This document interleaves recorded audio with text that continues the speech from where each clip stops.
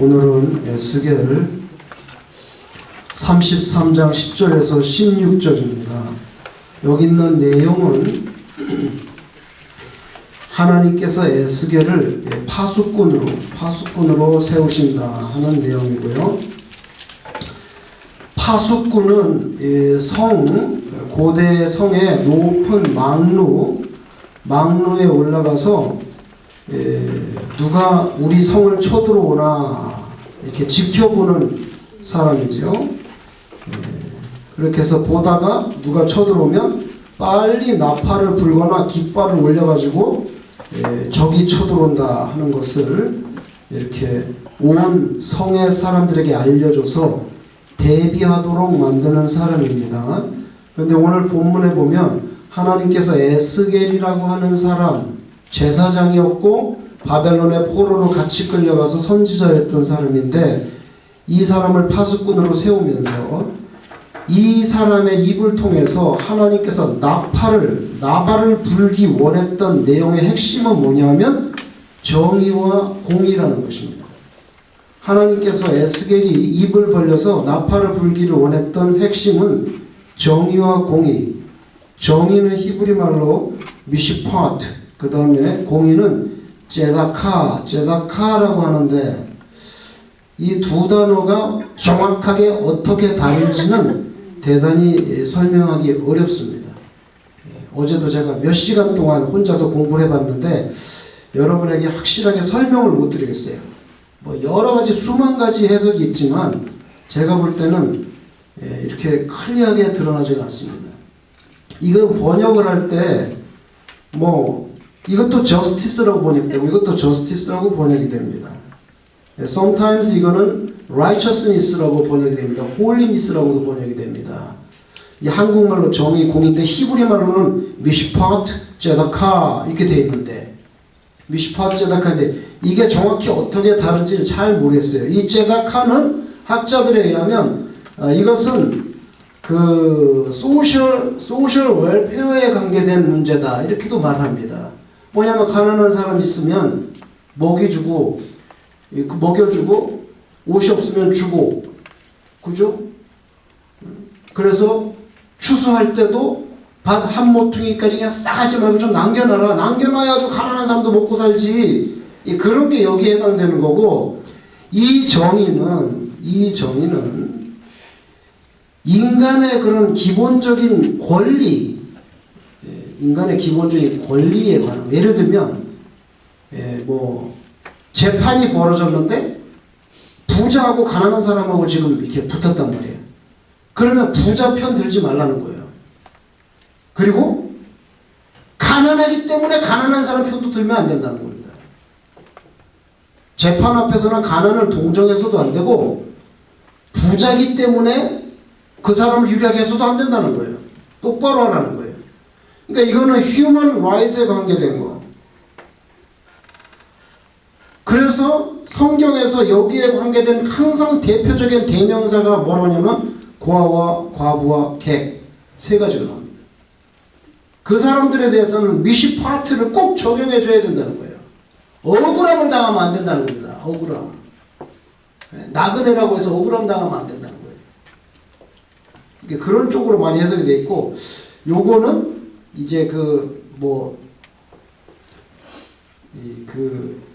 하여튼 소셜 웰페어에 관계된, 하여튼 근데 그게 그 말인 것 같고 한참 읽다 보면 그래요. 그래서 제가 좀 잘 모르겠습니다. 제가 이해한 거는 거기까지입니다. 그런데 오늘 하나님께서 에스겔을 파수꾼으로 세우는데 그 파수꾼이 입을 벌려서 나발을 좀 부르라. 나발을 무슨 나발을 부르니까 이거에 관해서 부르라는 거예요. 이 핵심입니다. 그런데 여기는요 제사를 드리는 내용이 없잖아요. 그죠? 여기는 법계를 잘 지키라는지, 그죠? 그런 게 없어요. 여기는 지금 6월절에 꼭 지켜야 된다든지 11조 이런 게 없어요. 지금 이 문맥에. 그냥 문자만 보면 글자 그대로 정의와 공의입니다. 이건 굉장히 소셜 저스티스에 관계된 거예요. 이 내용 자체가.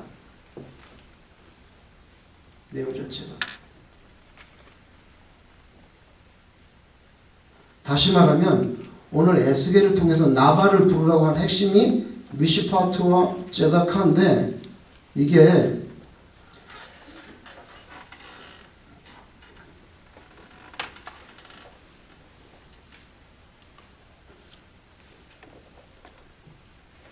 이거에 대해서 경고하라는 뜻입니다. 이게 사실 이거에 대해서 다 이게 인간에 관계된 거예요. 인간에 관계된 거. 가난한 사람, 억울한 사람, 권세 있는 사람이 등쳐먹는 거, 짓밟는 거, 이게 전부 다 대인관계에서 일어나는 죄를, 이게 종교적인, 이게 물론 다 그게 종교 신앙생활에 들어가지만 직접적으로 뭐 양을 갖다가 이거 이런 양을 못 쓰는데 왜 이런 양을 바치냐고 이런 거에서 관계된 게 아니라 굉장히 대인적인, 대인관, 이건 소셜 저스티스에 관계된 그런 내용이 많다. 그런데 오늘 하나님께서 에스겔을 통해서 파수꾼 나팔을 부르는데 핵심이 이건데, 이게 에스겔에게만 적용되는 아주 스페시픽한 케이스였느냐, 아니면 하나님의 그냥 성경에 제너럴하게 일반적으로 일반화시킬 수 있는 핵심이냐 이거예요. 이건 성경 전체를 우리가 살펴봐야 돼. 이건 에스겔에게만 주면 특별한 상황, 바벨론 포로라고 하는, 그죠? BC 6세기라고 하는 그 문맥, 거기서만 이게 핵심적으로 좀 적용되는 건지, 성경 전체에서 적용되는 핵심인지, 그걸 한번 생각해 봐야 되는 거예요. 왜? 성경 전체에서 주장하는 핵심이라면 이게 훨씬 더 우리에게 헤비하게 다가옵니다. 에스겔에 살았던 그 시대적인 문맥과 그 지역에서만 한다면은 에스겔 시대로만 국한해서 조금 국지적으로 적용하면 되겠구나 하겠지만, 이게 만약에 하나님이 대인관계의 핵심으로 본다면 이건 바로 우리의 사명이 되는 거죠. 그게 정말 성경에 이 정의와 공의에 대해서 그렇게 많이 나와 있냐는 거예요. 이게 지금 여러분에게 그렇게 가까이 와닿지 않겠지만 제가 이렇게 말해 볼게요. 예를 들면 지금 독재가 벌어지고 있어요. 예를 들면 어떤 나라에 독재가 벌어지고 있어요. 그래서 권력 가진 자가 권력 없는 사람을 상당히 인권을 유린하고 있습니다. 그러면 우리는 예배당에 가서 하나님, 이 권력 가진 자들 좀 그렇지 않게 좀 도와주세요. 도와주실 거죠? 부탁합니다. 그렇게 하면 되는 거냐는 거예요. 아니면 나가서 돌 들고 가서 경찰한테 막 던지면서 데모하고, 사이다병에다 휘발유 넣어가지고 막 불 붙여가지고 던지고 독재를 다 놔라! 그렇게 해야 되는 거냐는 거예요. 어디까지 해야 되는데? 예배당에 가서 기도하면 되지, 그럼 기도하면은 물론 하나님이 들어주시지. 근데 돌 던지는 것보다 약하지 않을까? 좀 자극이. 그럼 뭐 예수 믿는 사람이 맨날 낳고 데모만 하냐? 어디 성경에 데모하라는 얘기가 있나? 히틀러가 난리를 칠 때, 나치당이 난리 칠 때, 독일의 보네퍼 목사님은 미국의 유니언 신학교에 와 있었는데, 여기 사람들이 가지 말라고 독일에 가지 마. 상황이 안 좋고 어떻게 될지 알고 독일에 돌아가려고. 아니, 난 돌아가야 돼. 돌아가서 뭐 하려고? 보네퍼 목사님은 히틀러 암살 사건에 연루돼서 사형당했습니다. 그래서 보네퍼는 뭐라고 하냐면, 생각해보라고. 지금 버스가 가는데 버스 운전사가 마약을 하고 정신이 미쳐가지고, 정신이 미친 버스 운전사가 정신이 나갔다 이거예요. 그러면 그거를 갖다 옆에서 그 운전사를 끌어내리고라도 브레이크를 밟아야지. 지금 가만히 있으면 돼? 보네퍼가 하는 말이 그거예요. 야, 버스 운전사가 미쳤는데 그걸 끌어내려야지. 그 계속 기도만 하는? 에스겔을 보세요. 33장 10절. 에스겔 33장 10절.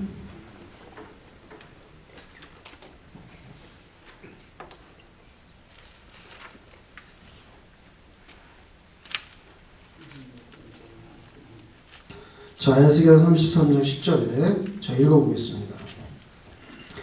주 여호와께서 이같이 말씀하시되, 맞나요? 아닙니까? 죄송합니다. 34장을 펼쳐놓고 자 10절 33장 10절 보면은 그런즉 인자야 너는 이스라엘 족속에게 이르기를 나팔을 좀 불어라. 나팔 너희가 말하여 이르되 우리의 허물과 죄가 이미 우리에게 있어 우리로 그 가운데서 쇠퇴하게 하니 어찌 등이 살리오. 그렇게 말하냐. 너는 그들에게 말하라. 주 여호와의 말씀이니라. 나의 삶을 두고 맹세하노니 나는 악인이 죽는 것을 기뻐하지 아니하고 악인이 그의 길에서 돌이켜 떠나 사는 것을 기뻐하노라. 이스라엘 족속아 돌이키고 돌이키라. 너희 악한 길에서 떠나라. 어찌 죽고자 하느냐 하셨다 하라. 자, 이게 무슨 말씀이냐면 여기 있습니다. 하나님께서 심판에 대해서 말씀합니다. 자꾸 그렇게 하면 망한다. 왜 자꾸 우상 숨기고 자꾸 그러지? 그렇게 하니까 이제 그러면 두 가지 액션이 나올 수가 있어요. 하나는 우리가 벌 받는데 우리 죽는데 그럼 이거 어떡하지? 벌 받으면 뭐 우리는 안 좋네. 굉장히 고난을 받고 안 좋겠구나. 절망을 합니다. 그럼 이제 여기서 또 이렇게 나옵니다. 캐사라세라 아니면 자살을 하든지 극단적으로 두 가지가 나옵니다. 야 우리는 나라도 망했어. 예루살렘 다 불타고 막 망했어. 우리 다 포로로 끌려왔고 살 길이 너무 막연해. 절망. 그래서 캐사라 될 대로 되라. 될 대로 되라.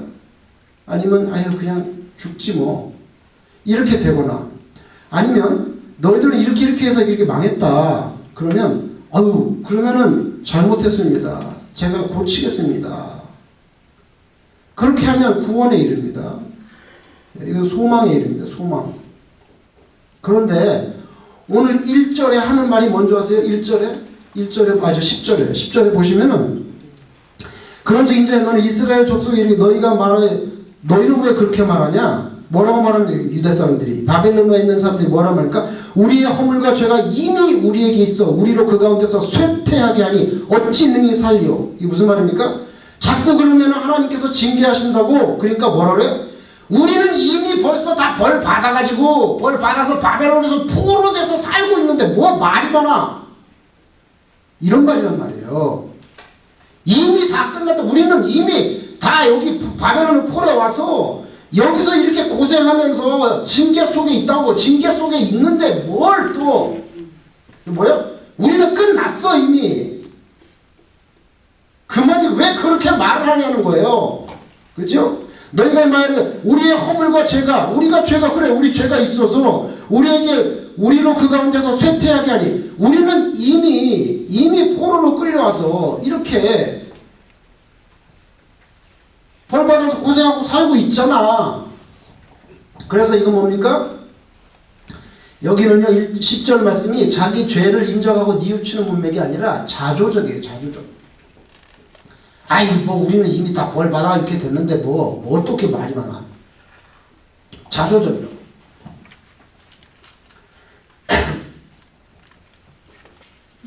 그리고 깨세라세라.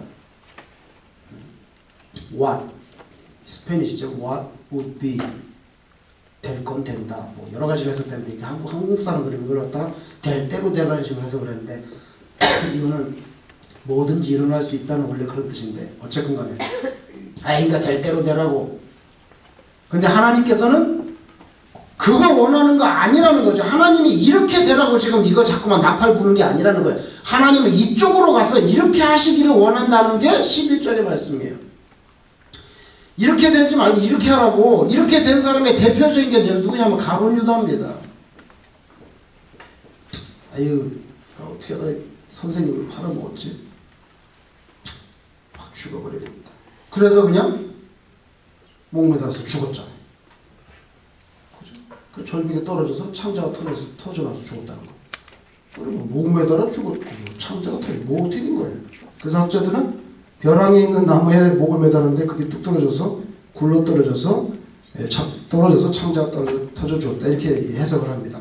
가룟 유다. 예를 들면 여기는 누구냐면 예를 들면 베드로입니다. 이건 뭐 가룟 유다나 베드로나 뭐 그게 그 사람이죠. 뭐 3번이나 부인했으면 그것도 막강한 거지. 뭘 한 번도 아니고 3번씩이나. 그런데 이 사람은 닭이 울었을 때 예수님이 닭 운다고 그러는데 진짜 닭이 우네.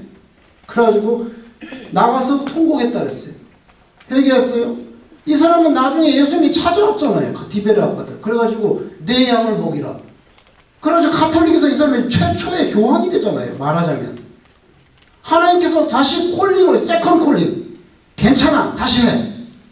왜? 예수님은 꼭 베드로를 찾아와야 돼. 그렇지 않으면 일을 할 수가 없어. 왜? 배신자. 네가 뭐 예수를 3번이나 부른다는데 뭘 잘났다고 설교를 하려고 그래? 뭘 잘났다고 전도하려고 그래? 사람들이 그렇게 생각할까봐 못하는 거니까. 예수님이 반드시 디베라를 찾아와야 돼. 꼭 베드로를 만나야 돼. 베드로를 만나서 네 양을 먹이라. 3번이나 얘기했어. 그래서 베드로의 권위를 예수님께서 다시 보장해 주는 거예요. 그래서 베드로는 나가서 전도해서 막 3,000명씩 얘기했잖아요. 하나님은 이쪽으로 가기를 원하는 거죠. 이쪽으로 가기를. 이제 이쪽으로 가면 안 되는데 자꾸 유다 백성들은 이쪽으로 간단 말이에요. 이렇게 하지 말라는 거예요. 오늘 그 이야기입니다.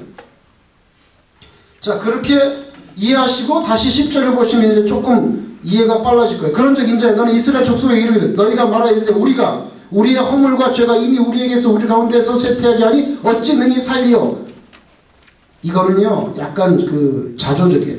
우리는 뭐 벌써 다 벌 받아서 이렇게 됐는데 뭘 또 어떻게 하라고. 11절 너는 그들에게 말하라. 주 여호와의 말씀이 나의 삶을 두고 맹세하노니 나는 악인이 죽는 것을 기뻐하지 않는다고.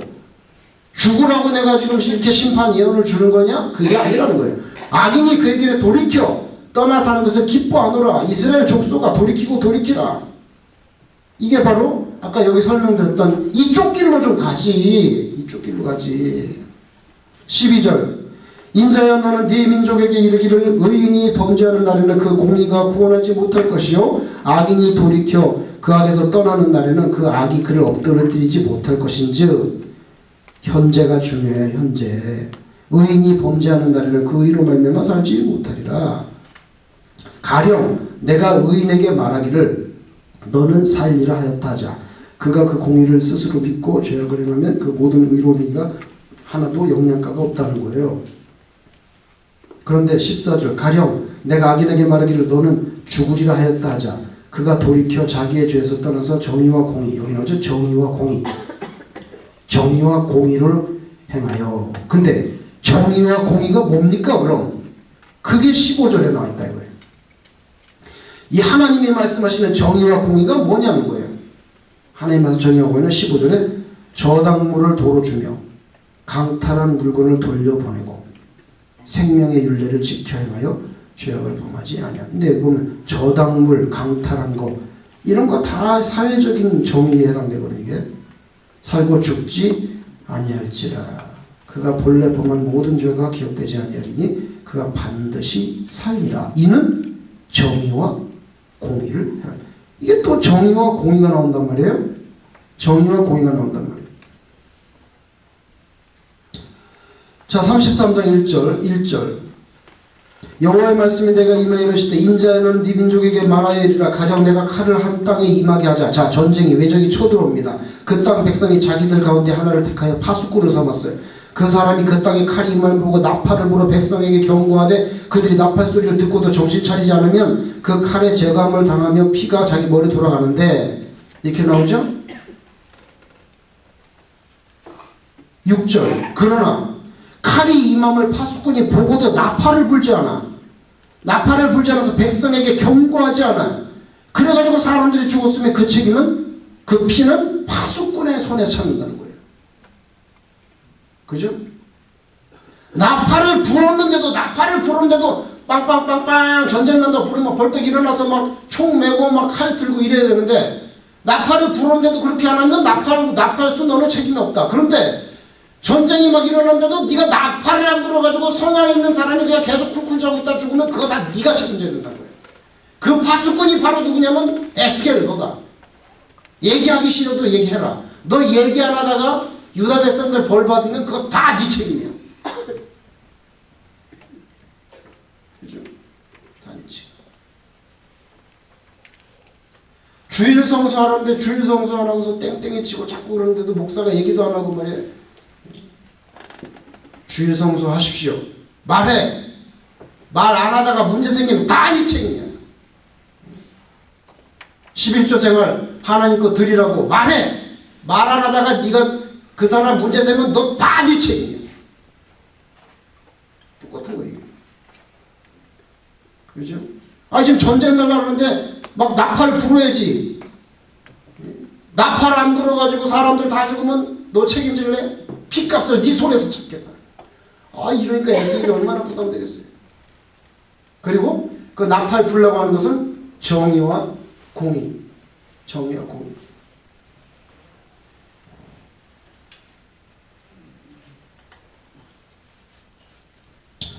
자 지금부터 무진장 빨리 찾아야 돼요. 어디를 찾으면 에스겔 18장을 보세요. 18장 1176 에스겔 18장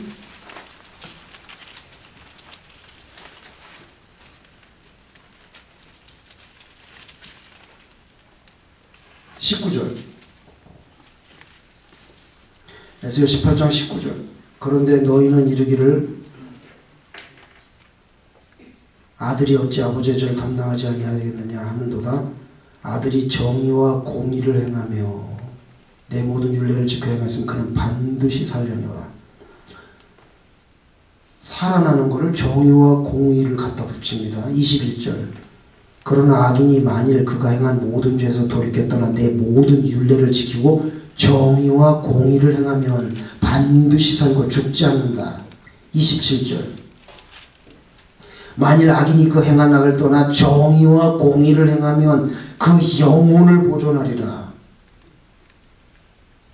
시편으로 갑니다. 시편 824 시편 33편 5절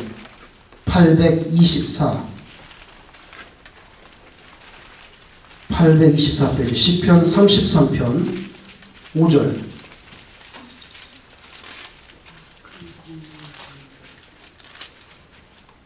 그는 공의와 정의를 사랑하시며 그죠? 그는 공의와 정의를 사랑하시며 세상에는 여호와의 인자하심이 충만하도다. 106편 880페이지 880 106편 3절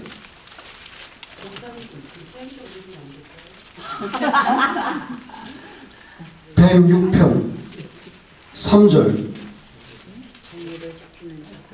880페이지 정의를 지키는 자들과 항상 공의를 행하는 자는 복이 있도다. 정의를 지키는 자들과 항상 공의를 행하는 자는 복이 있도다.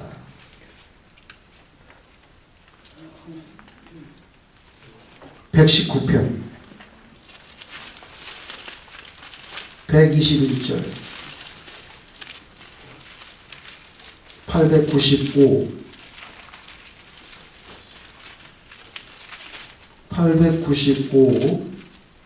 119편 121절 내가 정의와 공의를 행하였사오니 나를 박해하는 자들에게 나를 넘기지 마옵소서. 하나님 저는 정의와 공의를 이루면서 살아왔습니다. 나를 죽이려고 하는 사람에게 나 넘기지 마세요.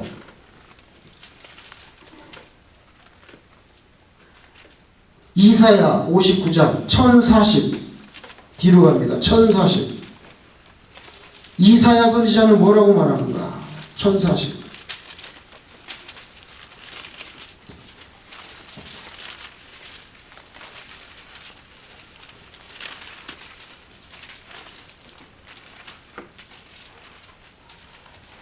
1040페이지 이사야 59장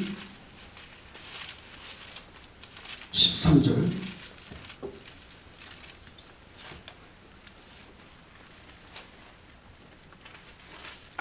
13절 14절 우리가 여호와를 배반하고 속였으며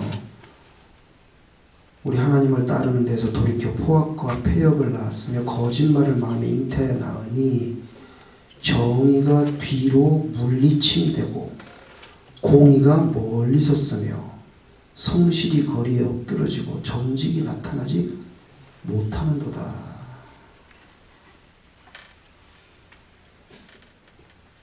미가서 3장 1293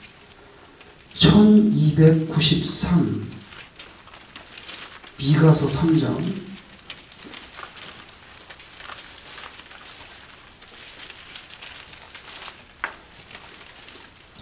1293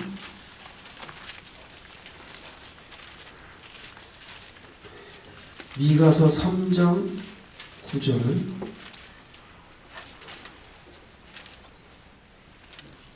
미가서 3장 9절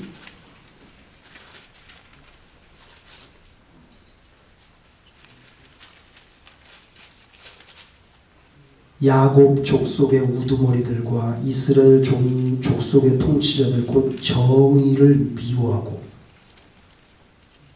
정직한 것을 굳게 하는 자들아 원하는 이 말을 들을지어다. 시온을 피로 예루살렘을 죄악으로 건축하는도다.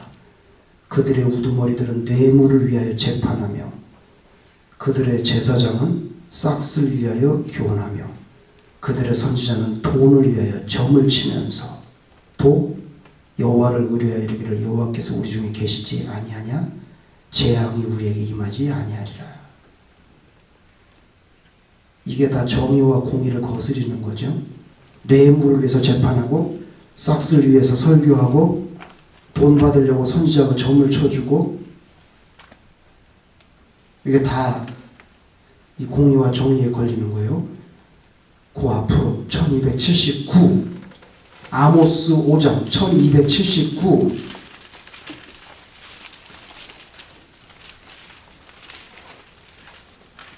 아모스 5장 7절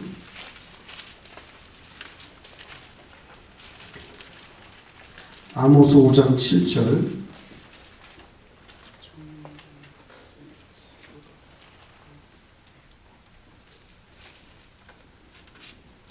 1279 5장 7절 아모스 선지자는 정의를 쓴 쑥으로 바꾸며 공의를 땅에 던지는 자들아. 21절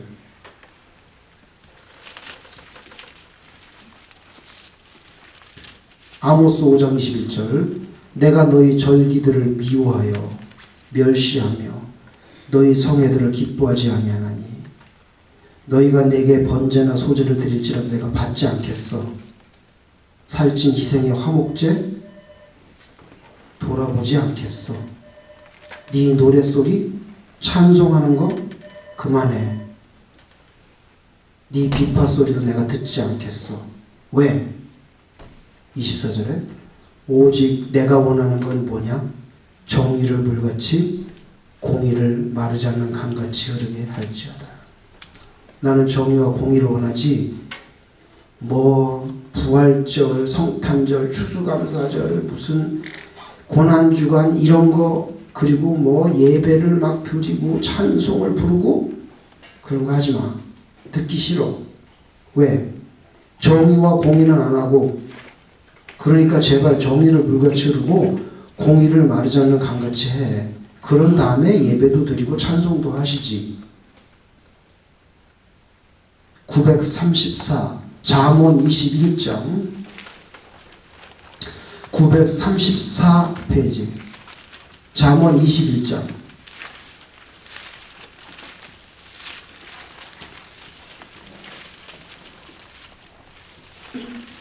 934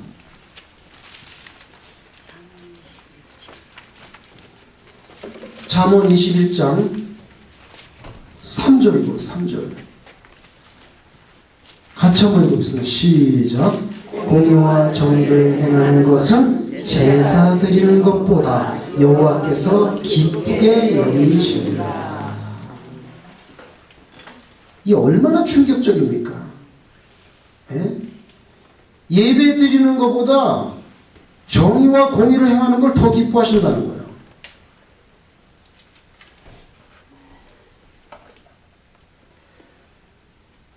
이게 뭐 끝도 한도 없는데요. 몇 개만 그래도 더 찾아보겠습니다.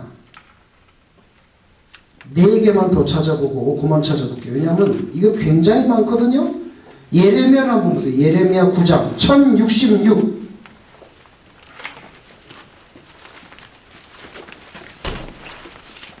1066 예레미야 9장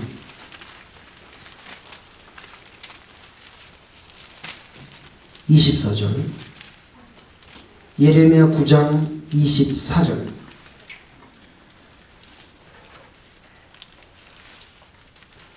1066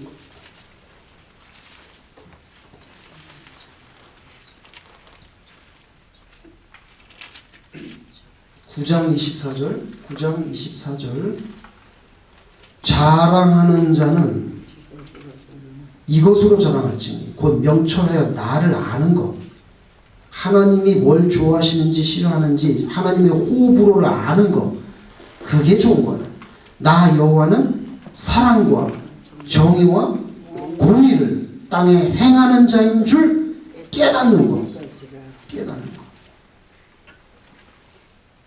23장 보세요. 예레미야 23장 5절 예레미야 23장 5절 1086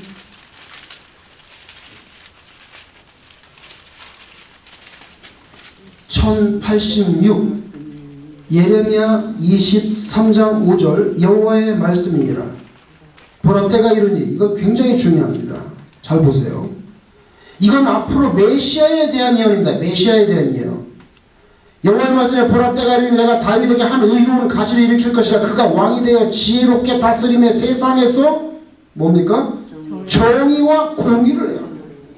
메시아의 펑션이 뭐냐? 메시아는 이 세상에 정의와 공의를 실현하시는 분. 실현하시는 분.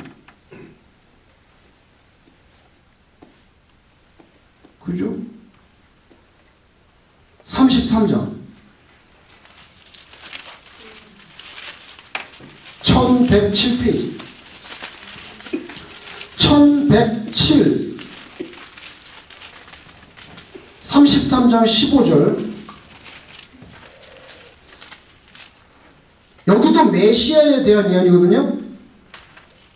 그날 그때 내가 다윗에게서 한 공의로운 가지가 나게 하리니 그가 이 땅에 뭡니까? 정의와 공의를 실현할 것이다. 예수님이 오셔서 뭐 하는 분이냐? 예수님의 펑션, 메시아의 펑션 정의와 공의 실현 굉장히 중요한 일입니다. 이거 마지막 이사야 9장 978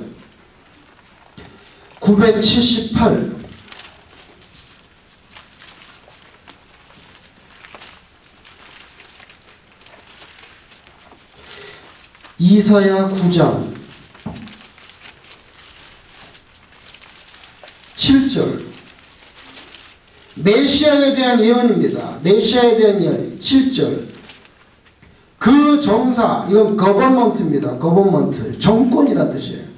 그 정사와 평강에 더함이 무궁하며 또 다윗의 왕좌와 그의 나라에 군림하여 그 나라를 굳게 세우고 하나님의 나라를 세웁니다. 메시아가 굳게 세우고 지금 이후로 영원히 뭡니까? 정의와 공의로 그것을 보존할 것이다. 하나님의 나라를 보존하는데 정의와 공의로 하나님의 나라 다윗에 이어지는 하나님의 나라를 보존하는 만군의 여호와의 열심히 일을 하나님의 열심이 있어서 반드시 그렇게 만들겠다. 자, 제가 말씀드리려는 것은 오늘 에스겔에서 나오는 이 나발을 좀 무시하고 나발 뭐 정의와 공의에 대해서 나발을 부르라. 전당물 잡은 거 안 돌려주고 말이지. 남의 강탈한 거. 그럼 이게 에스겔이라는 사람에게 특수하게 적용되는 조그만 케이스냐는 거예요. 아니라는 거예요. 제가 지금 이거 뭐 아직도 수십 개도 더 말씀드려서 정의와 공의라는 단어가 한꺼번에 등장하는 거예요. 1시간도 더 걸릴 거예요. 그렇게 할 수 없어요. 지금 몇 개만 샘플로 들었는데 그거는 보면 성경 전체의 중요한 주제인데 어느 정도 중요하냐면 앞으로 오실 메시아의 주 펑션이 뭐냐면 정의와 공의를 이루는 게 주 펑션이에요. 그러면 우리가 예수 믿는 사람이고 하나님의 말씀을 믿는 신자라면 이런 사회적인 소셜 저스티스 앤 웰페어, 약자들의 인권 이런 거에 대해서 가만히 있으면 그게 성경적인 사람이냐는 거예요. 아니지. 구약 성경을 보면요, 분명히 정의와 공의가 하나님의 우리에게 가르치고자 하는 핵심이에요. 심지어는 메시아가 오시면 그 펑션을 할 거라고 하지만 더 이상 말이 필요가 없어요.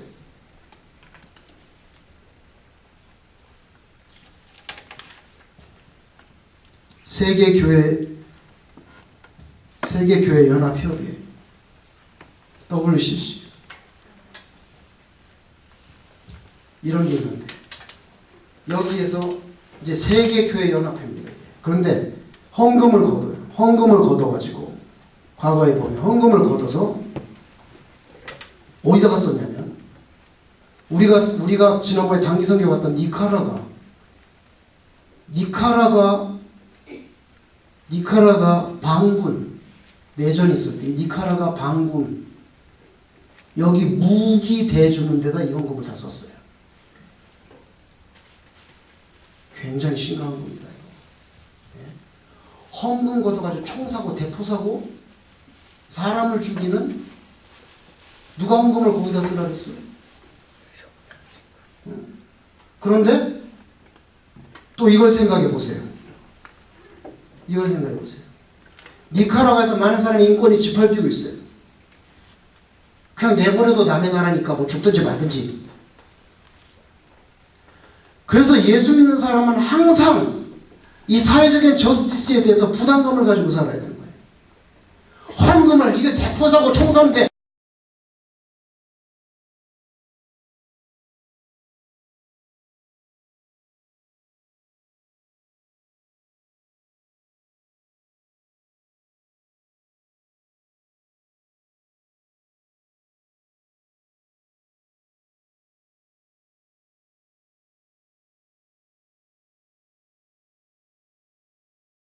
써도 돼? 안 되지. 돼. 안 돼.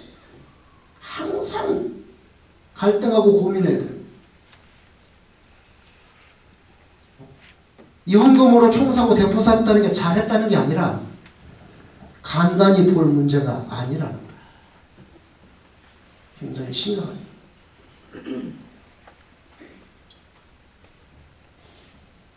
우리가 말하는 데모하는 거, 인권을 갖다가 확보하려고 돌 던지고 싸우는 거, 뭐 속된 말로 민주화 운동하는 거, 그 근거가 성경에 전혀 없지 않지가 않다는 거예요.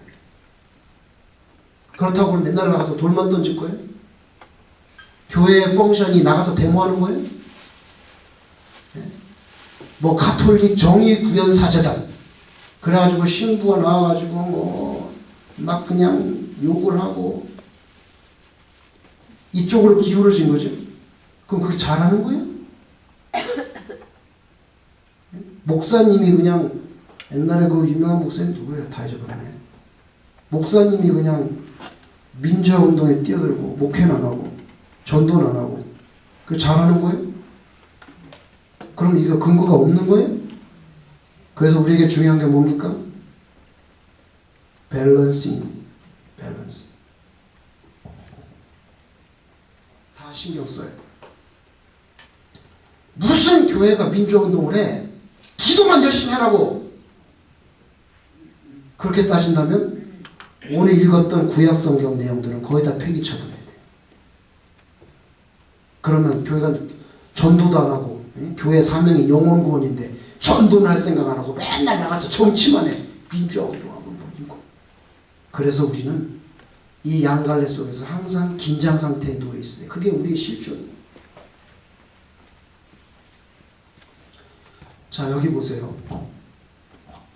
1985년에 뭐가 하나 발견이 됐습니다.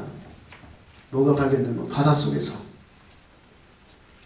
큰 큰 배가 발견이 됐어요.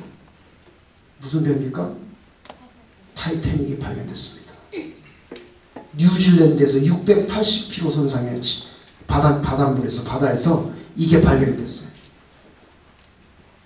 이 배는요, 1909년부터 짓기 시작해서 1911년 5월 31일 날 바다에 띄었습니다. 진수식을 했어요. 진수.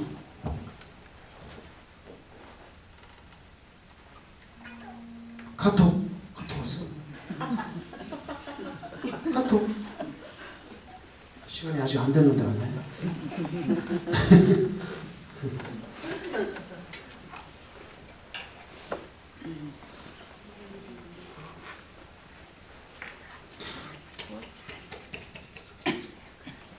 이 진수식을 할 때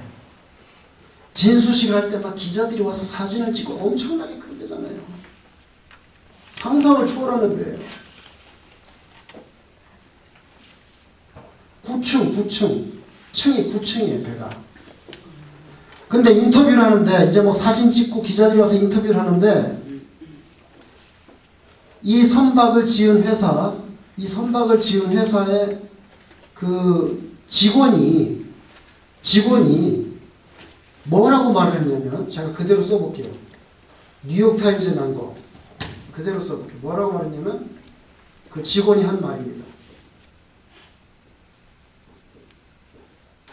인터뷰할 때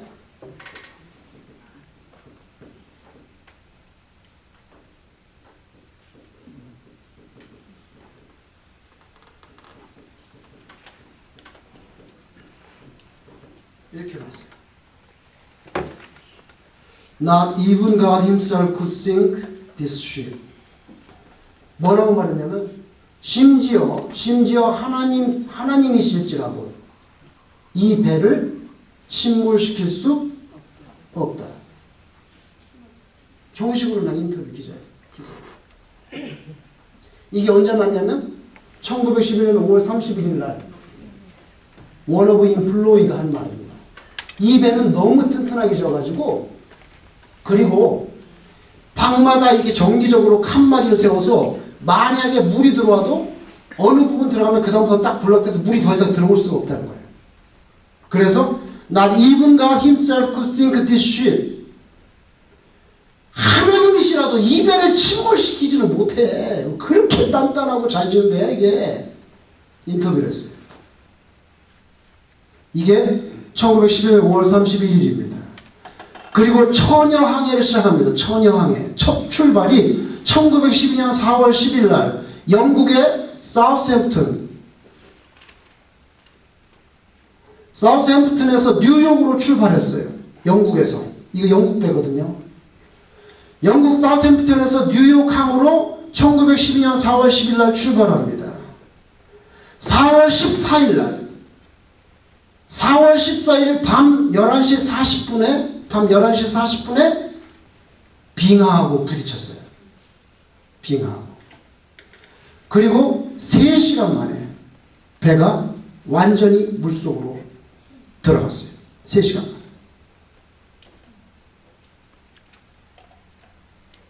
약 1250명, 약 1250명이 죽었어요. 그날.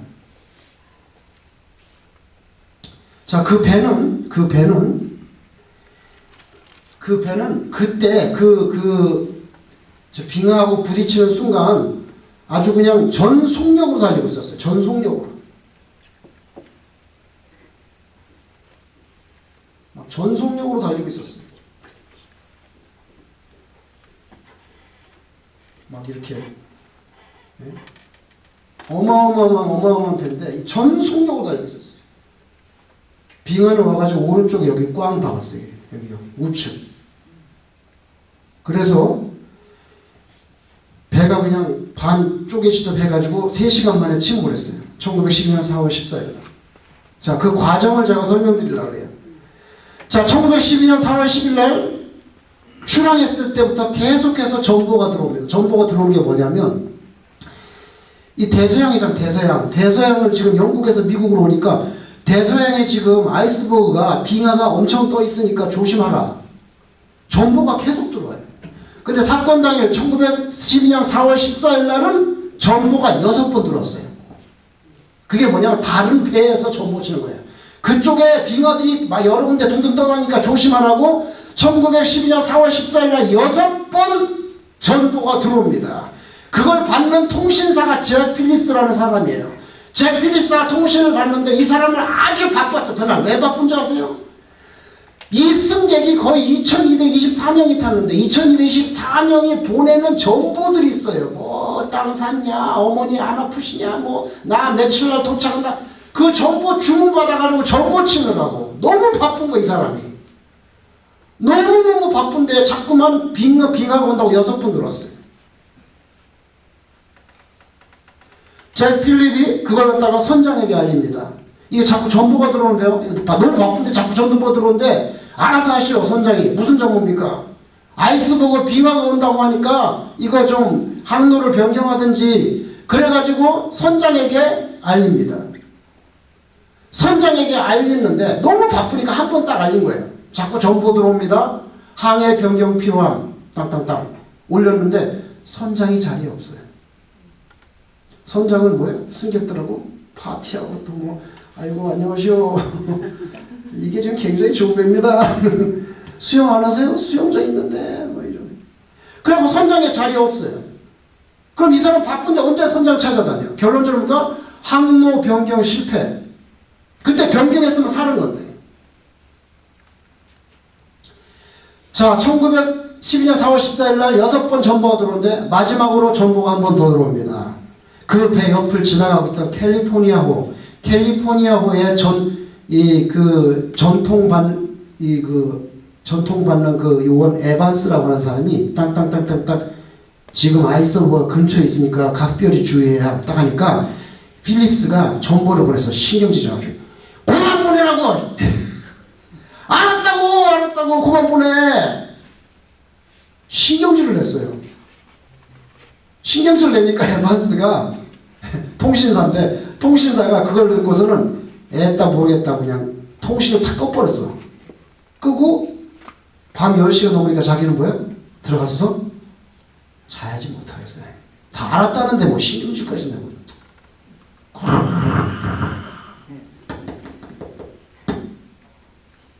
자는 거예요. 콧방울 떠뜨리면서 잤어.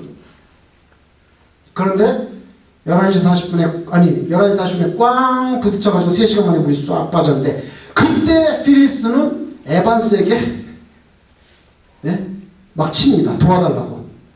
왜냐하면 캘리포니아가 옆으로 지나가거든. 가까이 근처서 좀 구조해줘야 될 거 아니에요. 그래서 땅땅땅땅땅 치는데 에반스는 뭐예요? 뽕냥 나는 간다. 왜 신경질을 내요? 신경질 내지 마. 죽을 수도 있어. 한 번 잘못 내가지고. 왜 죽은 거 아니에요? 신경질 내가지고. 신경질 안 냈으면 에반스가 태어났을 텐데 에이씨 하고 탁 끄고 자버렸단 말이에요. 그리고 캘리포니아호는요 엔진을 껐어요. 왜 엔진 끈 줄 아세요? 너무 위험해서. 빙하가 부딪힐 때 여러분, 빙하가 여기서 막 오는데 배도 막 달려오고 있어 막. 그럼 어떻게 됐어요? 차도 2대가 막 빨리 달아가면 완전 떡을 치는 거지. 근데 한 개가 와도 밑에 이게 안 달리고 있으면 뭐야? 이렇게 봤죠. 약한 거야. 겁이 나가지고 캘리포니아는요 엔진을 꺼버렸어요. 왜 가만히 있는 거야? 왜 안 보이니까. 밤에 잘 안 보이니까. 너무 위험한 거예요. 그리고 잡버렸어요. 근데 얘는 전속력으로 달리고 있었어. 전속력. 왜 전속력으로 달린 줄 아세요? 왜 달렸을까요? 선장이 첫 번째 항해인데 정한 시간 내보다 더 빨리 잘 도착했다고 명예를 세우려고 전속력으로 달려. 빙하가 오는데요. 시끄러워. 지금 이 계절에 빙하 떠드는 거 한두 번 보냐? 빨리 달려. 그래서 전속력으로 달렸어요. 그래서 이거 쪼개진 거예요. 얘는 엔진까지 끄고 있는데 이렇게 차이가 나는 거예요. 안전 불감. 한 배는 엔진까지 끄고 숨을 죽이고 있는데 얘는 전속력으로 자기 명예를 위해서. 그러니까 이 선장 잘못 만나면 자기 명예 위해서 이거 준 거란 사실은요 그냥 전속력으로 안 달렸으면 한 10시간 떠 있었으면 다 구출 받았을 수도 있어요. 이거 큰 책임이에요. 속도를 빨리 낸다는 거. 어느 조직에서든지 간에 그 대빵이 속도를 빨리 냈다고 했잖아요. 빨리 낼 수도 있겠죠. 안 낼 때는 안 내야 돼요. 확실하게 해야 돼요. 이 바보 같은 선장 만나면 자기 명예 세우다가 사람 다 죽었어. 그죠? 이건 뭔지 모르겠네. 기억이 안 나네. 항로 변경 실패. 항로 변경 실패. 이건 뭘까요? 예? 기억이 안 나네. 예. 선장의 위치가 중요해. 자기 자리를 지켜야지. 위치 뭐요? 이탈. 이거 큰 문제입니다. 선장이 그냥 앉아 있었으면은 그래 항로 변경해 그럼 살았지. 예? 뭐든지 하나가 맞으면 살 수 있는데 신경질을 안 내든지 항로 변경하는데 신경질 안 냈으면 에반스가 수치 다 안 껐으면 도와줘 그러면은 막 전보 쳐가지고 다른 배들이 왔을 텐데 일이 안 되려니까 이렇게 거꾸로 박히는 거예요. 위치 이탈. 그래서 선장이 없으니까 항로 변경 실패. 그리고 이건 뭐겠어요? 깊은 잠. 여기에 1250명이 죽은 결정적인 이유 중 하나가 누가 잤기 때문이야? 미안하지만 누가 잤기 때문이야? 에반스가 잤기 때문에. 에반스가 스위치 켜놓고 자지 않았으면 구출 받았을 수 있어요. 그러니까 잠자는 것도 아무 때나 자면 안 돼. 좀 비나가 오고 그럴 때는 안 자고 좀 눈 뜨고 있고 그래야지. 그 다음에 또 한 가지 엄청난 사실이 있어요. 그거 뭔지 아세요? 이 배를 지었을 때 비상사태 때 탈 수 있는 구명함이 있습니다. 조그만 배들 구명함. 구명함이 이 배에는 20척이 있었어요. 20척. 20척의 이빠이 다 채우면 몇 명 타냐면 1178명이 탑니다. 근데 승객은 지금 몇 명입니까? 2223명이 탔어요. 그러니까 이 배는 본질적으로 구명정이 부족했다는 거예요. 이렇게 많이 태울 수 있으면 이것도 40척으로 늘려야지. 이런 문제 때문에 이렇게 해서 배가 망한 거예요. 사람이 이렇게 많이 죽은 거예요. 누구 한 사람이 자지 않았다면, 누구 한 사람이 신경질 내지 않았다면, 누구 한 사람이 자기 자리를 지켰다면, 그러면 많은 사람이 죽지 않았을 거예요. 그리고 누구 한 사람이 이렇게 교만한 말을 하지 않았다면 나중에 이게 어떻게 했었던 줄 아세요? 그래? 내가 침몰시킬게. 네가 그렇게 잘났냐? 그래? 이거 Not even God himself could sink this ship. Okay, I will sink. 내가 살아있음을 보라. 왜 하필이면 이런 말을 해? 말할 필요 없어 이런 말은요. 그냥 튼튼하다면 내 집에 하나님을 갖다 붙여 건방지게. 토마스 한이라고 하는 사람이 있습니다. 소설가, 영국 소설가 시인인데 1840, 1928년 돌았어요. 이 사람이 쓴 시가 있어요. 두 개의 충돌이라는 시가 있습니다. 그 시 8년에 보면 뭐라고 나오냐면 이 사람이 쓴 시에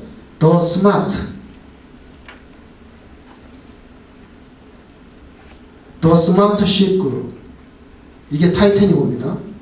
타이타닉호가 잘하고 있었다. 이렇게 잘 지어지고 있었다는 거예요. 타이타닉호가 잘 자라고 있었다. 근데 그 뒤에 또 뭐라고 썼냐면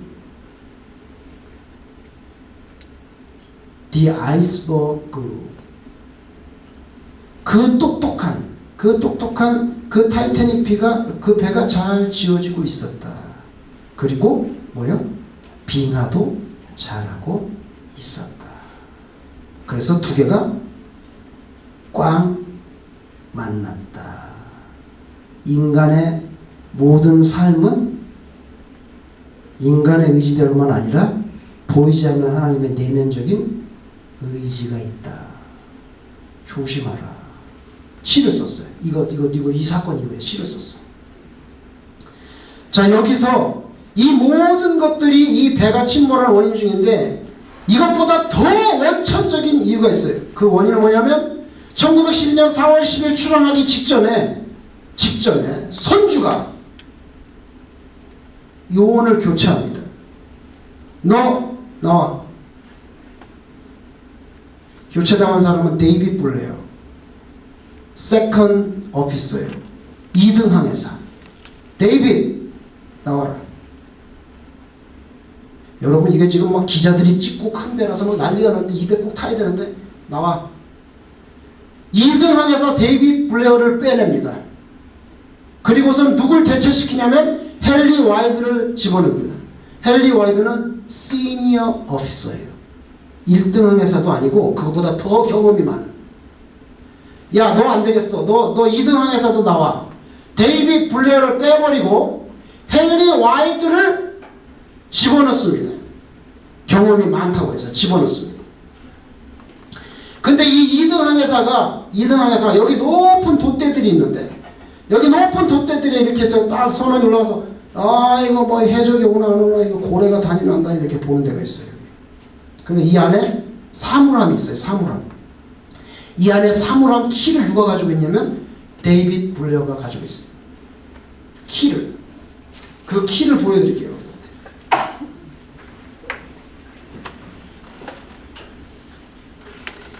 이 높은 돛대에 망루에 여기 이렇게 사람이 타고 이렇게 보는데 여기 사물함 박스에 락카 키가 있어요. 락카 키가 있어. 돛대 망대에 사물함 키가 있어요.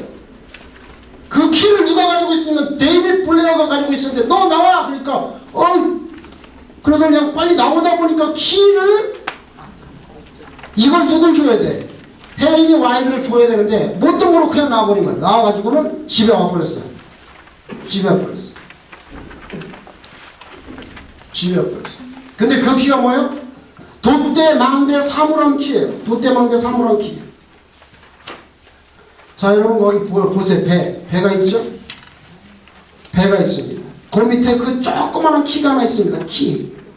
그죠? 크로우즈 네스트. 예? 뭡니까? 망루의 그 사물함 키입니다. 근데 그 사물함 키를 딱 열면 그 밑에 뭐가 나옵니까? 뭐가 나옵니까? 망원경이 나옵니다. 망원경이 나옵니다. 그런데 이 데이빗 블레어가 키를 전달을 안 하는 바람에 키가 없어가지고 배는 출항했고 보니까 키가 없는 거예요. 헨리 와이드. 키가 없네. 그래서 사물함 박스를 열 수가 없었어요. 그래서 망원경을 쓰지 못했어요. 그래서 망원경으로 이렇게 멀리 봐야 되는데 아이스버그들을. 그래서 이 배는 결국에는 이 키 하나 때문에 이 조그만한 키 하나 때문에 이 배가 침몰했다고 해도 과언이 아니에요. 그랬으면은 빨리 항로 변경을 했지. 이 키는 어디가 있느냐? 저한테 좀 보내라고 했는데 안 보내고 2007년도에 경매에 붙였습니다. 이 조그만 키를 경매에 붙였는데 120만 불에 팔렸어요. 120만 불에 팔렸어요. 누가 가져갔겠습니까? 이 키를. 예? 이 키를 누가 가져갔겠습니까? 데이빗이 가져갔습니까? 데이빗 유족이 되는 건데 이거. 중국 사람 돈 많아. 120만 불에 중국 사람이 낙찰해서 가져가 버렸어. 내가 그거 좀 가져가야 되는데. 낙찰해서 그랬어. 여러분 지난주에 기억나세요? Son of 뭡니까? Son of 뭡니까? 에이 고상한 말 써야지. Son of 뭐? 스파코. Son of 스파코. Son of 스파코. Son of 스파코는 49살에 페르시아에서 메대를 정복합니다. 메대를 정복합니다. 그런데 이스라엘은 바벨론이 587년에 망하게 했습니다.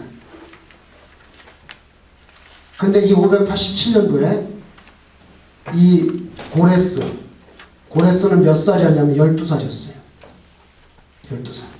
바벨론 왕 느부갓네살은 587년에 유다를 점령했지만 하나님께서는 페르시아에서 12살짜리 누굽니까?